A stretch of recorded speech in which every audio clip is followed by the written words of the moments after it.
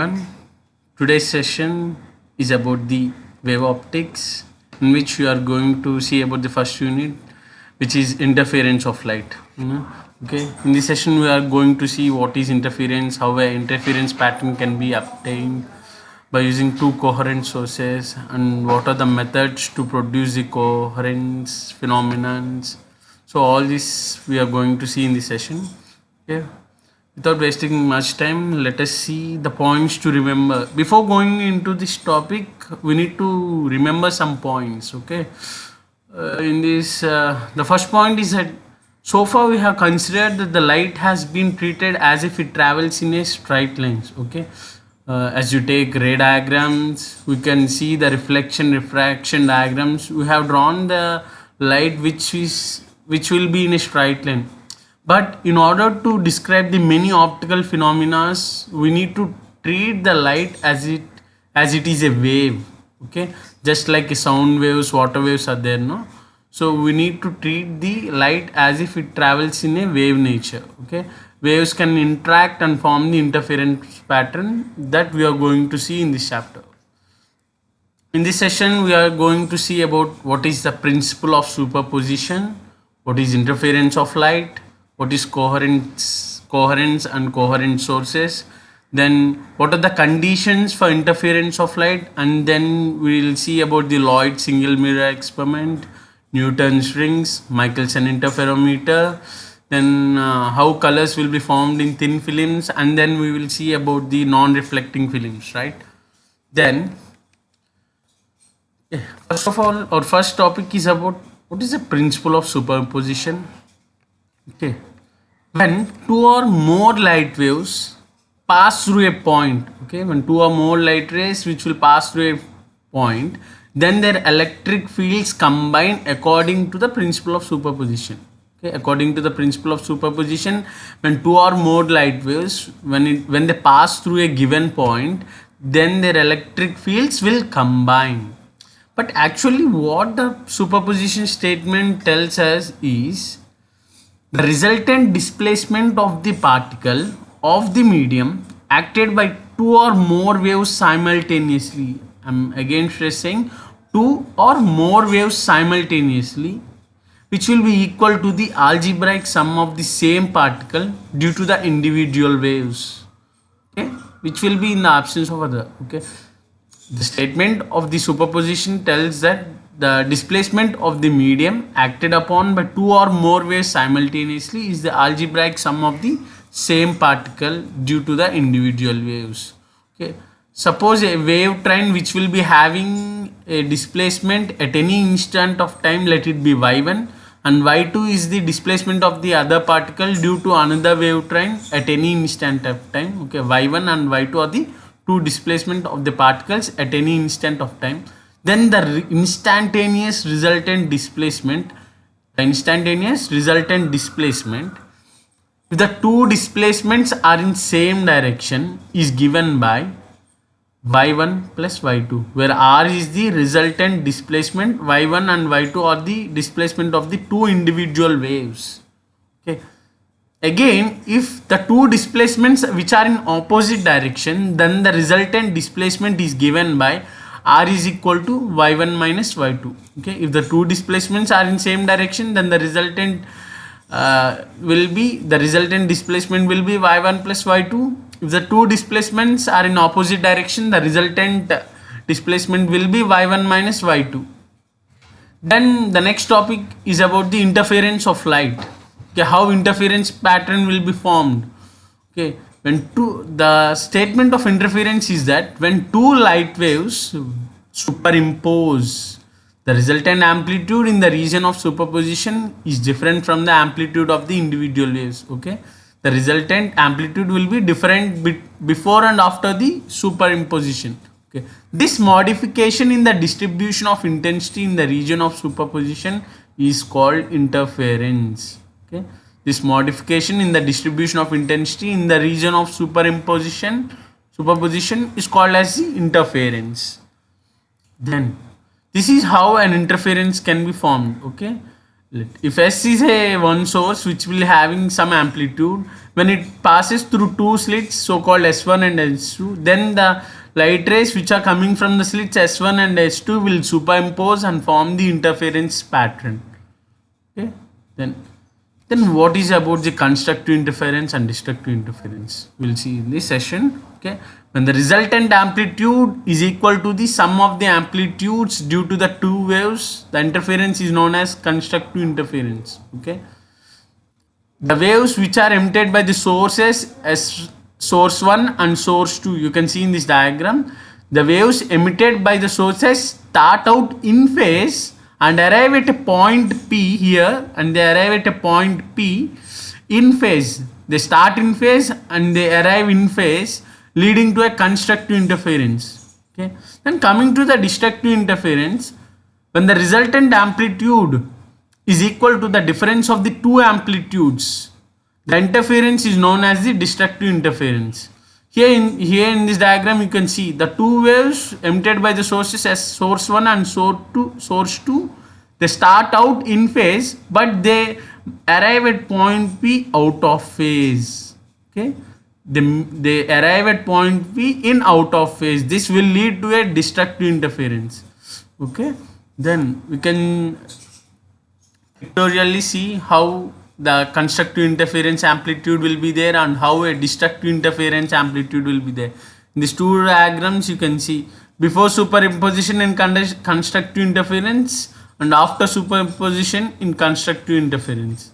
In the same way, in destructive interference, the amplitude will be minimum. Why? Because R is equal to Y1 minus Y2, but whereas in constructive interference, R will be equal to the Y1 plus Y2. So now we'll go into the next topic, which is coherent sources. If constructive or destructive interference is to continue occurring at a point, the sources of the waves must be coherent sources. In simple words, I can say that the two sources, okay, the two sources which will maintain zero or any constant phase relation between themselves, then they are known as coherent sources, and this phenomena is known as coherence. Okay, the two sources which maintain zero or any constant phase difference, then we can say that they are known as coherent sources, and this phenomena is known as coherence. The two independent sources are not coherent sources. Okay, now methods of producing coherences. Okay, generally we'll use the basic experiment or the standard one, Young's double slit experiment, which is used to produce the two coherent sources, and then Fresnel's biprism, and then we'll use methods like Lloyd single mirror method in order to produce the coherent sources. Here in this diagram you can see light coming from the source will pass through slits S1 and S2, then they become superimposed and they'll form a interference pattern. Now what are the conditions for interference of light? They are classified into three conditions, like conditions for sustained interference and the conditions for observation of fringes, and the third one is about the condition of good contrast between the maxima and the minima. These are the three conditions for the interference of light. Okay, first one, conditions for sustained interference. The condition for sustained interference is that the two sources should be coherent in nature. Okay, the two sources in this diagram you see S1 and S2 must be coherent in nature, which means that they should have a zero or they should maintain a constant phase difference between them. Okay, the second point is two sources must emit continuous waves of same wavelength and time period. They should emit light waves which are having same wavelength and time period. Now the conditions for observation of fringes is that 2D, which means that the distance between the two sources should be very small, which means that the distance between the two sources here S1 and S2 must be very small. Then capital D, the distance between the two sources and the screen should be large.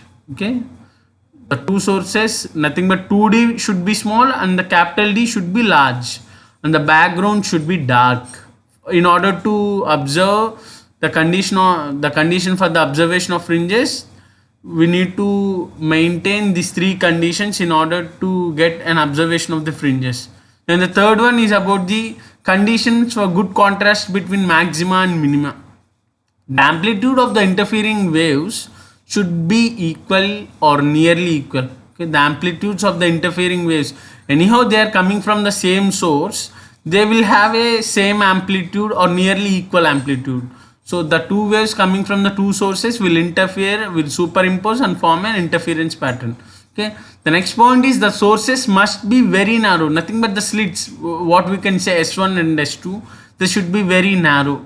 Then the third one is that two sources must be monochromatic, which means that they have a single wavelength. The two sources should be monochromatic.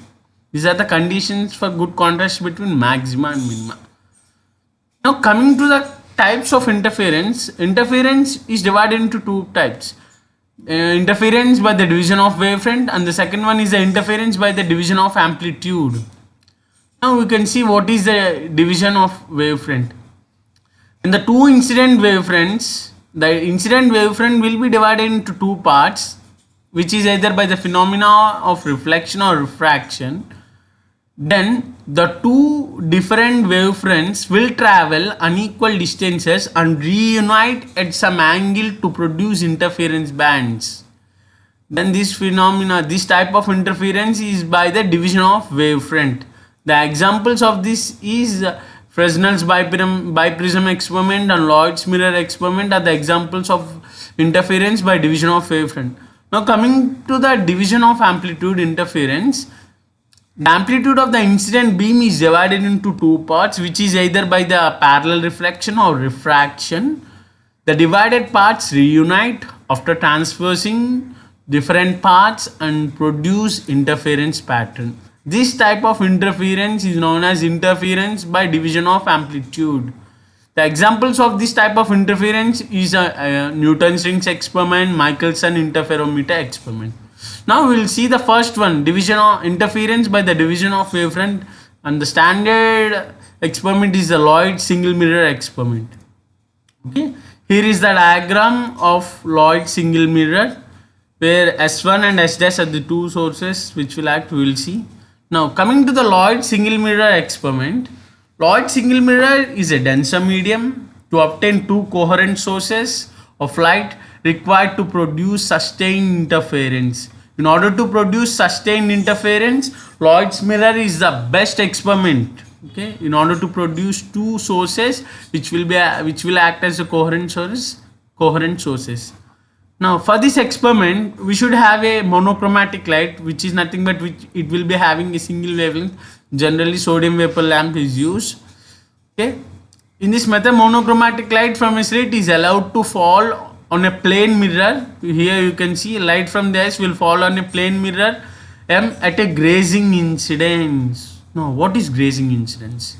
Grazing incidence is nothing but the angle of incidence at which the total amount of light will be reflected back in such a way that the incident beam and the reflected beam should have the same amplitude. Okay, the incident beam and the reflected beam should have the same amplitude, then that angle of incidence is known as grazing incidence. Okay, now the plane mirror is polished on the front side and blackened at the back side to avoid the back reflection from the back surface.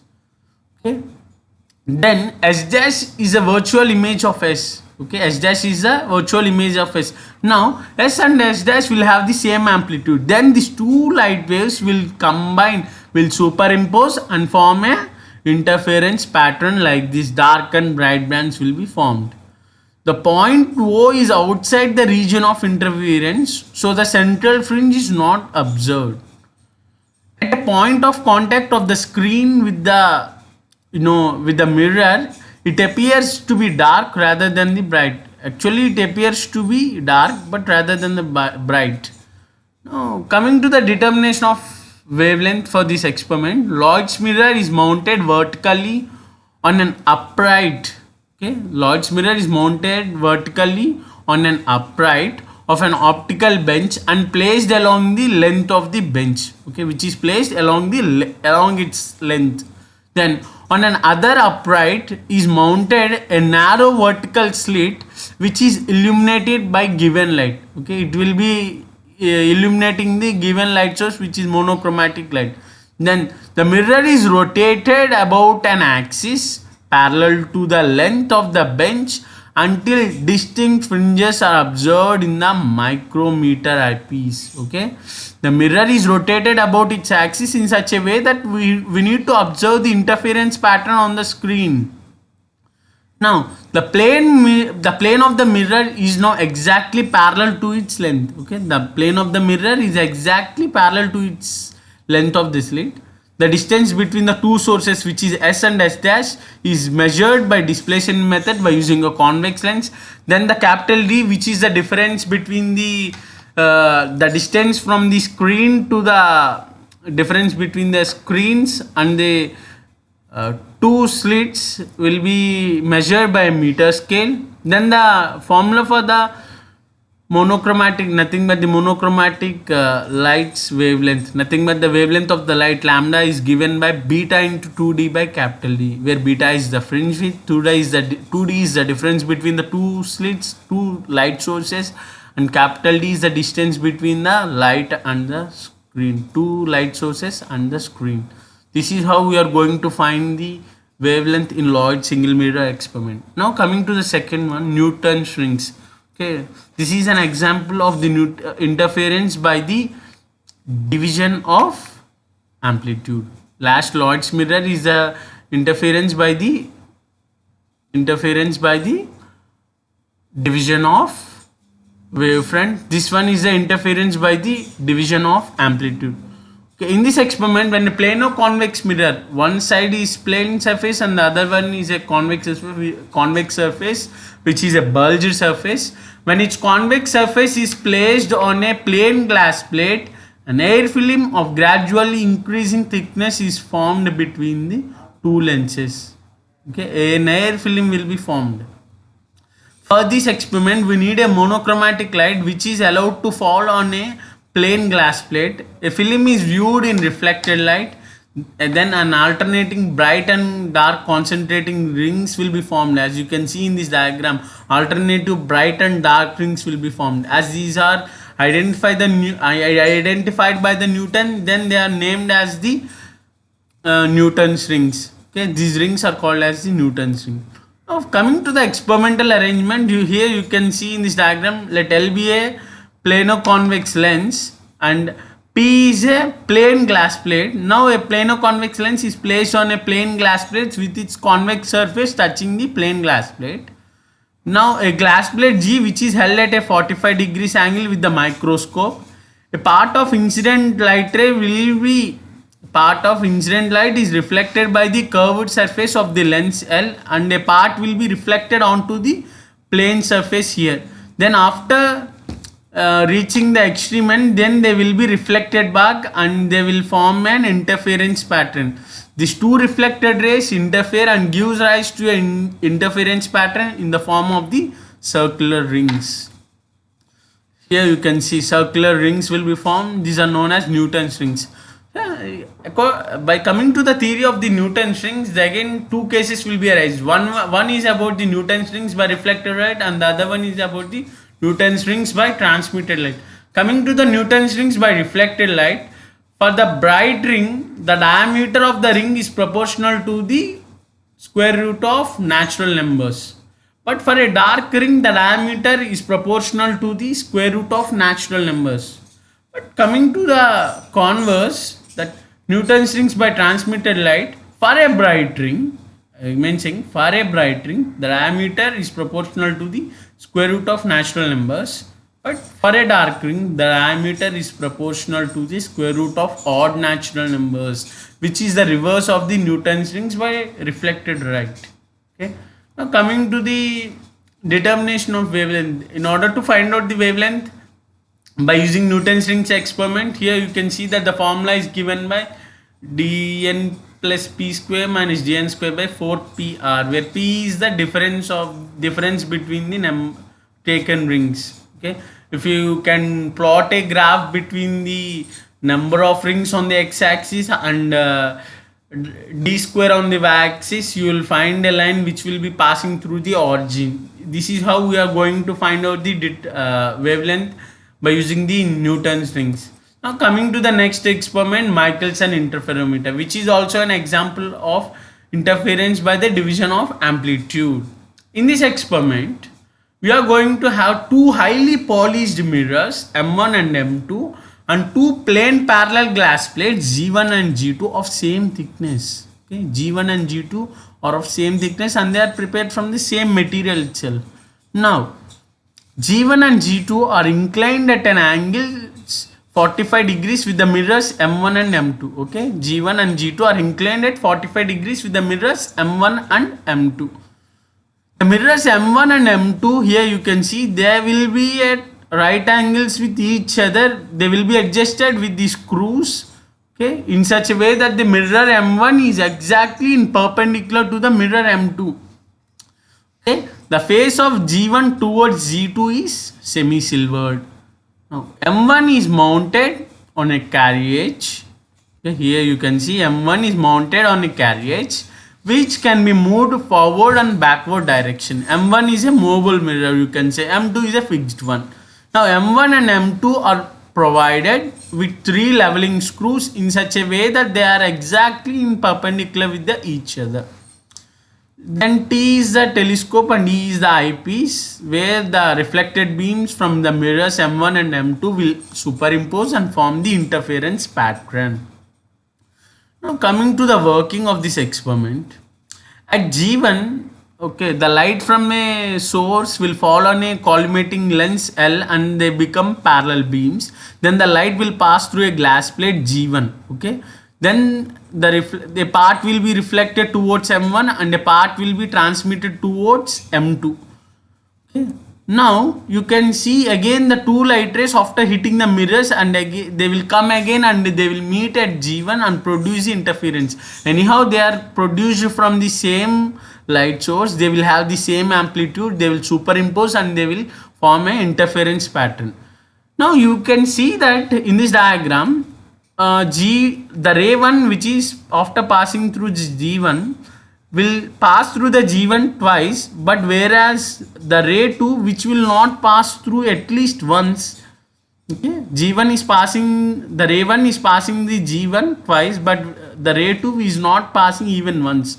Now in order to maintain the equal path difference, we have introduced a glass plate G2 which will be called as the compensating plate or compensating glass plate in order to maintain the same optical path difference. Now from E1 we will observe M1 the interference pattern. Now from the eyepiece, one will observe that M1 and also a virtual image of M2 which is M2 dash. Here you can see at M1 you will observe a mirror image of M2 which will be called as M2 dash. Okay, the optical equipment of an air film between M1 and M2 will be calculated and which will be given by the letter T, which is the thickness. Okay, thickness of the air film. Now the interference may be straight, circular, parabolic, etc. depending upon the path difference and depending upon the angle between the mirrors M1 and M2 dash, the interference pattern will be varies. Coming to the determination of wavelength, the interference is set for the circular fringes with central bright spot, and small n is the order of the spot obtained. Then the relation is given by 2t plus lambda by 2 is equal to n lambda, where n is the order of the spot, lambda is the wavelength of the source, okay, that t is the thickness of the air film. If capital N be the number of fringes that cross the center of the field when the mirror is moved from x1 to x2, then capital N into lambda by 2 is equal to x2 minus x1. Okay, lambda is given by 2 into x2 minus x1 is by capital N. Capital N is the number of the fringes that cross the center of the field when the mirror is moved from x1 to x2. Now, coming to the colors in thin films, it will be seen generally. Here you can see in these diagrams where you will find the colors when rain is obtained. Here you can see the air bubbles which will be having some colors. So colors are produced by thin film, a foil, spread on the surface of water and also by film of soap bubble. Okay, colors will be formed on the oil surface or a soap bubble surface.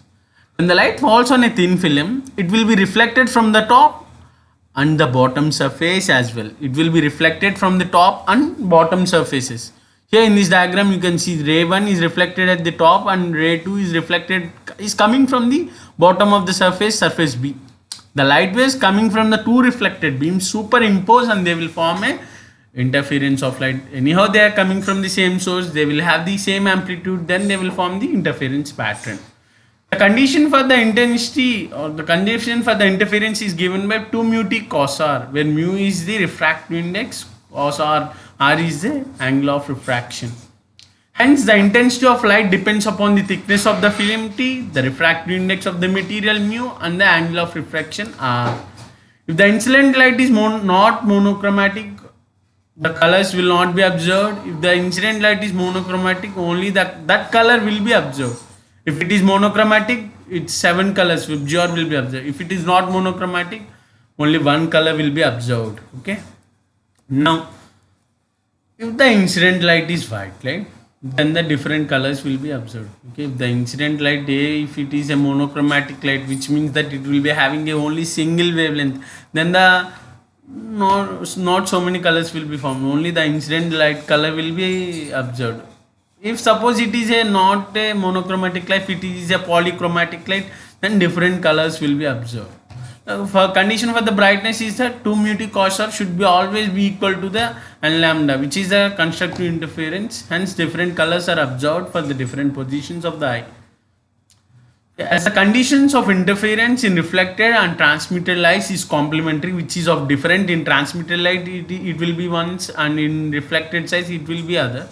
The colors which are absent in reflected light will appear in transmitted light. Remember, okay, the colors which are absent in reflected light will be which will be emitted in transmitted light.